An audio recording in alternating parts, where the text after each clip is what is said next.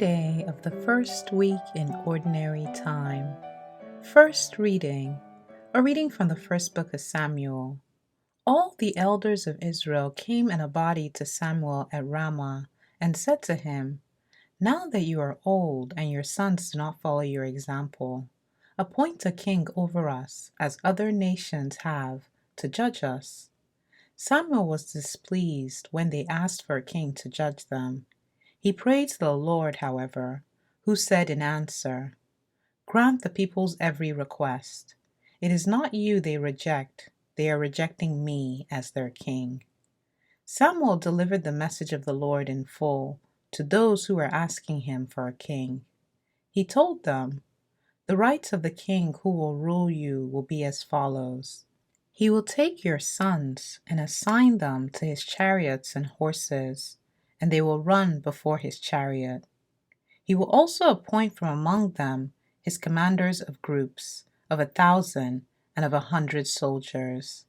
He will set them to do his plowing and his harvesting, and to make his implements of war and the equipment of his chariots. He will use your daughters as ointment makers, as cooks, and as bakers. He will take the best of your fields, vineyards, and olive groves, and give them to his officials. He will tithe your crops and your vineyards, and give the revenue to his eunuchs and his slaves. He will take your male and female servants, as well as your best oxen and your asses, and use them to do his work. He will tithe your flocks, and you yourselves will become his slaves. When this takes place, you will complain against the king whom you have chosen, but on that day the Lord will not answer you." The people, however, refused to listen to Samuel's warning and said, "Not so. There must be a king over us. We too must be like other nations, with a king to rule us and to lead us in warfare and fight our battles." When Samuel had listened to all the people had to say, he repeated it to the Lord, who then said to him, "Grant their request and appoint a king to rule them." The word of the Lord.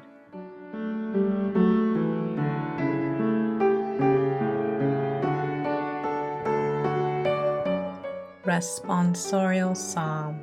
The response is, "Forever I will sing the goodness of the Lord." Blessed the people who know the joyful shout. In the light of your countenance, O Lord, they walk. At your name they rejoice all the day, and through your justice they are exalted. Forever I will sing the goodness of the Lord. For you are the splendor of their strength, and by your favor our horn is exalted. For to the Lord belongs our shield, and to the Holy One of Israel, our King.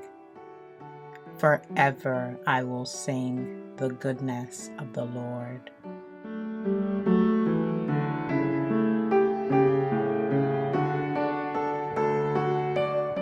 Gospel.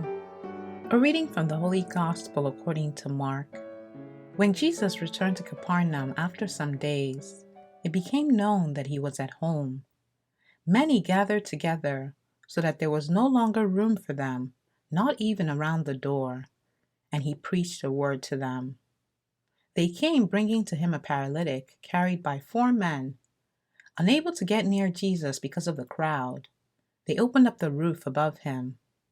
After they had broken through, they let down the mat on which the paralytic was lying. When Jesus saw their faith, he said to him, "Child, your sins are forgiven." Now some of the scribes were sitting there asking themselves, "Why does this man speak that way? He is blaspheming. Who but God alone can forgive sins?" Jesus immediately knew in his mind what they were thinking to themselves, so he said, "Why are you thinking such things in your hearts? Which is easier to say to the paralytic, 'Your sins are forgiven,' or to say, 'Rise, pick up your mat and walk'? But that you may know that the Son of Man has authority to forgive sins on earth," he said to the paralytic, "I say to you, rise, pick up your mat, and go home." He rose, picked up his mat at once, and went away in the sight of everyone. They were all astounded and glorified God, saying, "We have never seen anything like this." The Gospel of the Lord.